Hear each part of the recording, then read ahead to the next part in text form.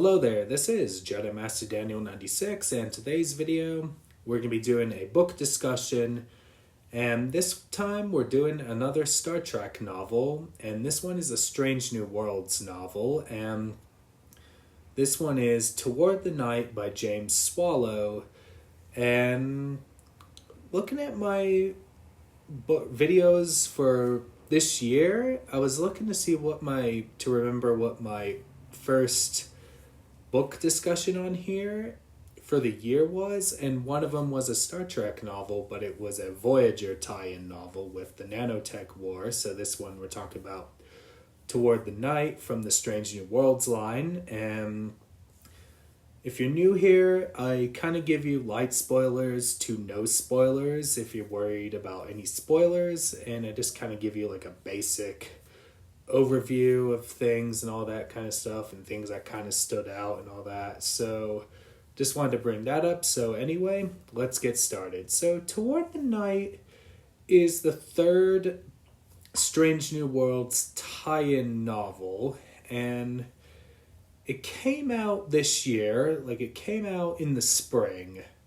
So like it came out about a couple months before season 3 came out. So that's pretty much, when this book was released. And we also had another Strange New Worlds novel that came out in the fall. So we kind of had two Strange New Worlds novels this year with the third season. So we had one before and one after the third season. So that's a little thing there. And the main bit of this story is like Pike and his crew of the Enterprise come across this ship of the USS Baldwin and their crew. Then they'll have some dealings with the Klingons, so there are some Klingon stuff in here.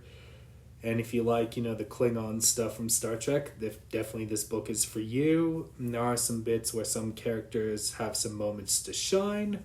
I thought Sam Kirk kind of had his moments in here, which is James Kirk's brother. So, and Sam does mention a bit of their childhood in here, and I thought that was kind of a standout in here. And then we get some deep lore mentions, like of Khan and the eugenics war, then some references to the show Enterprise, like we do have mentions of Archer, and then we even have a mention of some things from the Enterprise series, like a big one, the Xindi storyline from Enterprise Season 3, so they really added that in here. And then towards the end, there is a Discovery reference. I won't say what the reference is, but once you're reading this, like towards the end, be on the lookout for a reference to Discovery.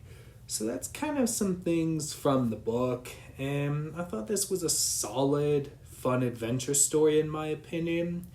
It was like nothing grand, but it was still an enjoyable read and does kind of add some deep connections in here to other bits of Star Trek lore. And even, let's say, those that are kind of starting out with Star Trek, and Strange New Worlds is kind of like their introduction and they're not familiar with a lot of older Star Trek.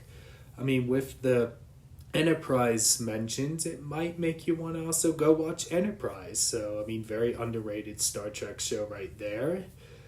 And then, so that's kind of that. And even if you're looking for a Star Trek novel to read, I mean, you could definitely start here. I mean, it's a pretty standalone story in a way, so that's kind of that. And especially if you're a Strange New Worlds fan, definitely this is a must-read for you. And if you just want a Star Trek story to read, you can also pick this one up. And my rating would be a 7 out of 10. And that does it for me in this video. Don't forget to like this video, subscribe to the channel, comment down below. What did you think of this book? Did you love this book? Not love this book? Were you indifferent?